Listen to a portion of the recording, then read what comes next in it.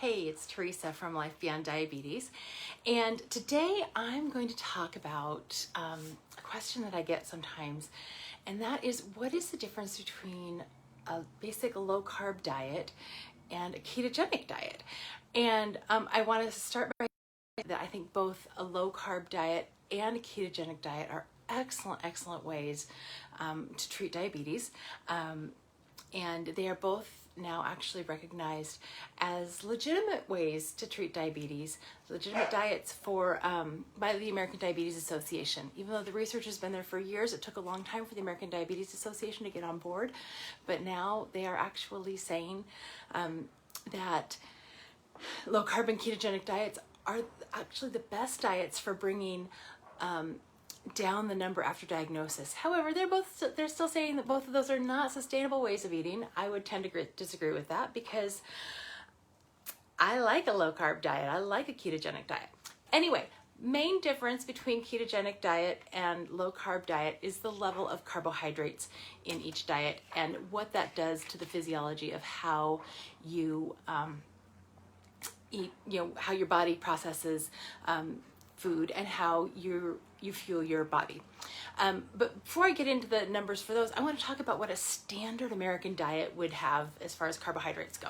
So earlier today, I looked up the dietary recommendations from the U.S. Recommended Dietary Allowances, so the U.S. RDA. The recommendation is 45 to 65% of your calories should be coming from carbohydrates.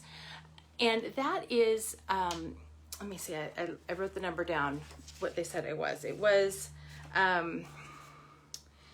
approximately anywhere from 225 to 325 grams of carbohydrates in a 2,000 calorie diet, which is what the US RDAs are based on. So I will say that what other research I've found says that most Americans are eating more than 300 grams of carbohydrates a day. So a standard American diet is, for most people, more than 300 calories a day. Not calories, carbohydrates a day. A low carb diet, before we talk about low carb, we're going to talk about moderate carb. Some people consider low carb, some of the science, some of the research shows that looks at low carb diets. It's actually talking about more of a moderate carb diet. And that's anywhere between 150 to 200 grams of carbohydrates. I would consider that a moderate carbohydrates. I would not consider that low carbohydrates.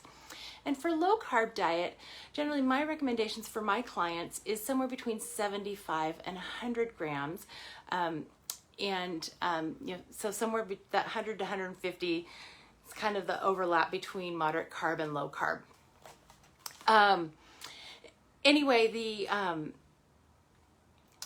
So low carb diets, anywhere from 75 to 100 for most people. And I'm talking about net carbohydrates. So that's the total carbohydrates minus fiber. That would be the number that we're looking at. For ketogenic diet, it's very individual based on how a person responds to the ketogenic diet.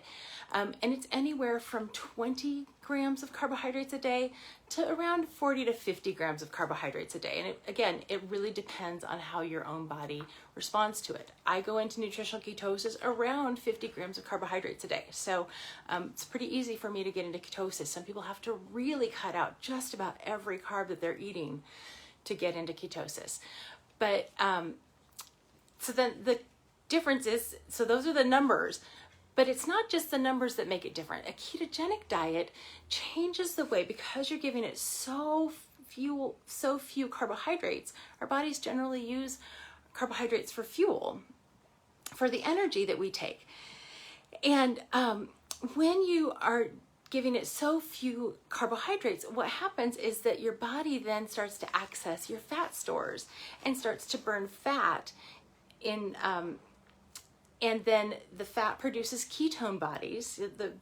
The physiological process produces ketone bodies, and that is when you get into nutritional ketosis, is when you've got some of those ketone bodies in your blood. And I've talked about blood testing before, testing for ketones to find out, and I've talked previously about a range of what's safe for to be in ketosis. I think it was last week that I talked about that. Again, both of those, low carb and ketogenic diet, both excellent ways for treating your diabetes, because when you're, even if you're not going down to the ketogenic diet level, you're if you're cutting out, considering that most people are eating more than 300 grams of carbs a day, and if you're suddenly looking at 100 grams, you're able to process that with the insulin it has if you're still producing insulin. If you're not, you can probably reduce the amount of insulin that you're taking on a daily basis for your diabetes. So if you have any questions about the difference between ketogenic diet and low carb diet, I'm happy to address them. It's more than just more than just the numbers of carbs that you're eating, but that's the way that most people look at it when you first are initially looking at it. And when you're looking to see what's a sustainable way of eating for you, for most people, eating somewhere between 75 and 100 grams of carbohydrates might be difficult at first, but it's very, very sustainable once you figure out how to do it. Eating a ketogenic diet, I also think it's sustainable, but it's only sustainable for the people who really want to eat that way. It's not something I recommend for somebody who wants to occasionally get back into their carby snacks, or wants to have one serving of, like a serving of bread every day, or some sort of thing that provides a little bit higher carbs. If you're really married to that and you want to have that, ketogenic diet is probably not the best thing for you, but you could probably do a low carb diet. So anyway, any questions you have about that, let me know. Later today, I will be getting up my new keto for fall meal plan. I will post that link here on Facebook when that is ready. The meal plan is done. I just don't have all the tech done behind it to get that out to y'all. But I will be posting that when it's ready. And one of the things that I also like to say about the keto meal plans is that for people who are not choosing to eat keto, if you're choosing some of the things from the keto meal plan, it really helps lower your carbs. You're going to keep yourself in a safe, low carb range if you're choosing things from a ketogenic cookbook or ketogenic meal plan. So all the recipes that are on this meal plan that I'll be releasing later today are my own recipes. They're things that I cook. They're things that my family eats. And we eat these on a regular basis. And I think they're delicious. And it's fall here where I live, and it's time for comfort food. And there's a lot of comfort food on this meal plan. So look for it later today. And if you do happen to get it, please give me some feedback. Let me know what you think. Let me know if you try any recipes, and let me know your favorite recipes as well. So that's it for today. I will see you back next week at 2:30 Pacific and on Thursday. See you then. Bye.